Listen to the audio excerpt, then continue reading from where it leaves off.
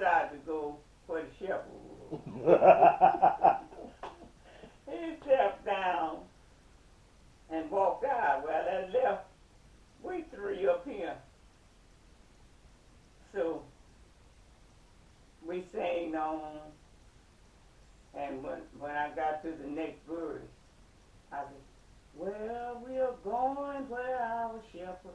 We stepped down. We down there by Charlie. So, boy, we laughed about that after that. Because I said, now, they thought we had practice doing that, but there wasn't no practice there. So it came out good anyway, but he went off and left us. That's a great story. Charlie he's the bass singer, and Wade was the alto. Roberta was the tenor. We sang plenty. What? Mm-hmm. That's good news. Yeah.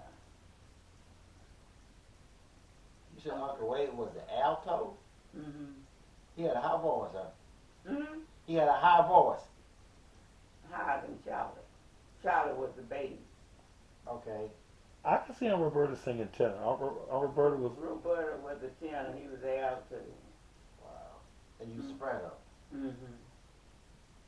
So Wade used to ask me, Liza, how you remember all them songs? I don't say you remember all them songs. So sometimes we'd be places where we had to sing a lot of songs. But anyway, that's the way life went. Well, that's good. And see, we had that brother, but I don't know whether he's still living or not. That was two. We call him Two Bit. But we didn't know nothing about Two Bit That's what I was until talking about. we was all grown. And that's when he went to the house. So anyway, they said he and Charlie looked like twins. So Nancy told me one time, said, cousin Harry, that's a grandfather, Harry Ford. He got Charlie and started home. Well, you see, people be out with people's babies. Mm-hmm. So I guess he was going to get his grandbaby and he's going home. So they had to go give him the right grandson. Yeah, he's going home with Charlie. Wow. Mm-hmm. Mm-hmm. I ain't never heard Mama say a word about Two Bit. But see, that was Henry Smith now.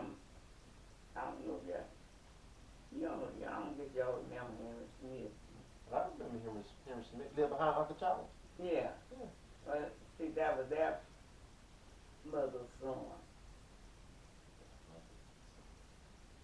So that was about it. Okay. I got it. That's Me, real buddy used to get in that way and go out there. I know one time they were bringing out groceries like in Peacheye and unload at Messina. So we would have to go up there and get it in the wagon, like food for the horses and whatever we was buying. So Daddy sent me my buddy to go get the groceries. He said, drive careful because one of the wheels on the wagon is not too good. And we went on. You know, always was the driver, but always behind. So I was sitting up, coming on home, driving careful. But the way it was like a tree was standing there, that wheel got caught behind that tree. Well, it stopped that wagon all at once. And when it stopped that wagon, I ended up down on the same tree behind the horse's heel. We laughed about it after it was over. Those horses, mules didn't do nothing, just stand there. Because we were saying, I told them you had to start kicking. They didn't do them, just stand there till I got up and got back on that wagon. But anyway, we had to go back up to Mr. Tim. Well, he got too far from him. He had to come down, get the wagon out behind that tree, so we went come on home after that. We ain't never told Daddy nothing about that incident. That's good. Oh, Y'all had a situation like that later on, didn't y'all? Didn't y'all go from here to Shreveport and Uncle Charlie's? Wasn't it a RV or something?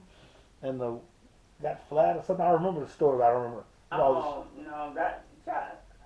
Somebody had an RV or something. Yeah, that was rodeo time. So Charlie's gonna take us to the rodeo. And wherever we was going, it was way down in the wood. You know, you ain't have nothing but one narrow road. So we was wondering what Charlie was doing down in there for. So Pearline was with us. So she come out saying, if we hadn't met anybody, he said, I guess we couldn't have done nothing but climb run up a tree or something for somebody else to pay. So that was our fun, but that's the only way somebody could pay. You have to go up a tree and let them pay it. Anyway, Charlie went on down there with his car, and when we got on our road back to Houston, the wheels ran off that, what do you call it, RV. Mm-hmm. But see, the Phillip boys, they stayed with, they was crazy about Charlie because he dealt with them. So they come there and got Charlie a wheel and put on there, and they followed us till we got into Houston. And they told them don't drive fast. It took us about all night to get to Houston, but we made it. I remember that story. Yeah. I don't know why I remember it, but that's a story I remember. Yeah, that was a bad story because see, people was passing and they'd be, well, they said that wheel was smoking. That's why they was trying to stop Charlie because that wheel was smoking. And that wheel came off. I don't know how far that wheel went ahead it was. Hmm. And it went up into, the folks told that wheel come up into their driveway because that house was way off the street, off the highway, and said that wheel come up in there. Mm. That's how they got that wheel and brought it back to bring it to wherever it came from. Mm.